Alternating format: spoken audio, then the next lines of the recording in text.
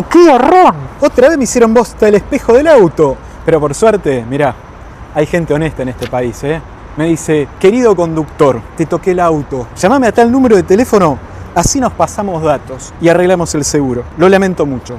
Ni se te ocurra llamar a este número. Este tipo, más que datos, te va a vaciar la cuenta.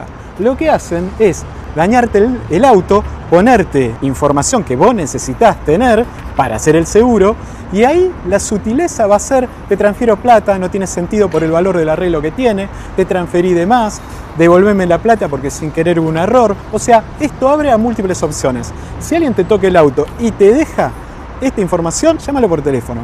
Pero tené cuidado, que lo que puede haber detrás es un estafador. Solamente una persona que te daña tu auto. Necesitas simplemente el registro de la persona, de tu contraparte, necesitas su cédula y tenés que hacer una denuncia vos en la policía. Más que eso no tiene que ocurrir.